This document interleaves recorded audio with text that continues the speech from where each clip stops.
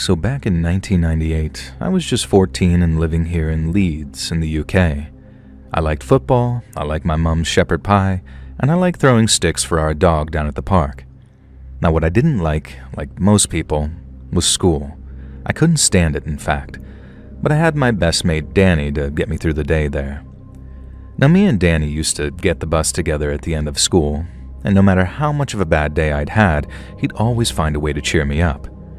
At least until one day, when Danny was suddenly the one who needed cheering up. So Danny was a good lad. He was never late for school, he did all of his homework on time, and he generally kept himself out of trouble.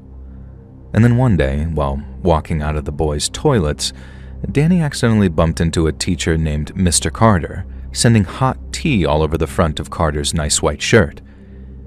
Danny apologized, but Mr. Carter was absolutely livid. Carter acted like he'd done it on purpose and then sent Danny straight to referral, which was even worse than being given straight detention.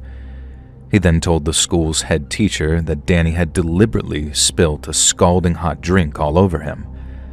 And this elevated the seriousness of the incident to a health and safety issue whereby somebody could have been really hurt.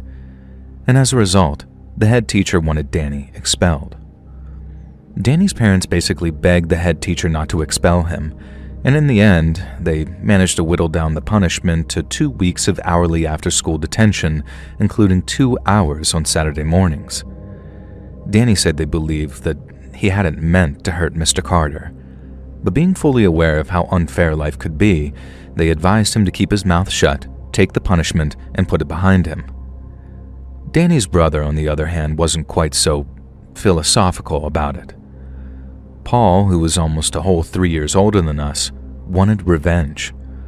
Although he'd never been personally picked on by him, Paul had hated Mr. Carter during his own spell at school, and having his little brother treated so unfairly sent him right around the bend. But while he promised that we'd get Carter back, he told us revenge was a dish best served cold. At the time, I had no idea what he meant by that, so Paul explained himself.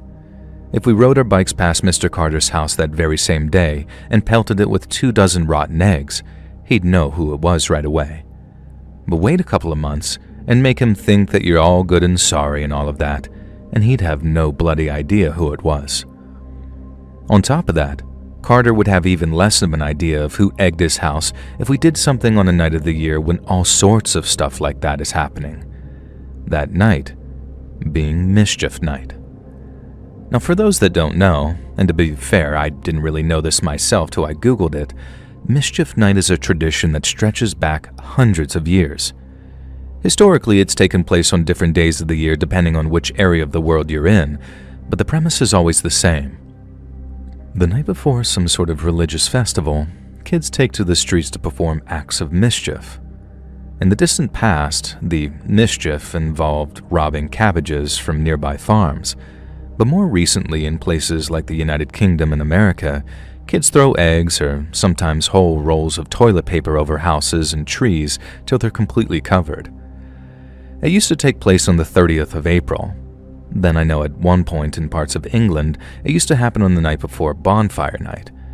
But these days, on both sides of the Atlantic, the date seems to have settled on the 30th of October, the night before Halloween. And it's this night that Paul picked out for our revenge. Another reason Paul told us to be patient was so he could work out a way of really hurting Mr. Carter. Now, I don't mean physically hurt him. Paul was a good lad like his brother, so the thought of actually harming the guy never seriously crossed his mind. But we needed a way of getting back at him for picking on Danny like he did, and that wasn't going to work with just a few eggs or some toilet paper. It was weeks before Paul came up with something. But then one afternoon, Paul shared his idea with us, and by gum, did it seem like a good one. Mr. Carter was into classic cars, big time too, so much so that he invested a hell of a lot of money into a first series Jaguar E-Type that he kept locked in his garage. That car was his pride and joy, the thing that got him out of bed in the morning, and we were gonna wreck it. It was early October when we started planning, but right from the beginning, we knew it'd be no easy task. We couldn't just break in during the small hours of the morning. Mr. Carter or a neighbor would wake up and call the police, so we discussed some more silent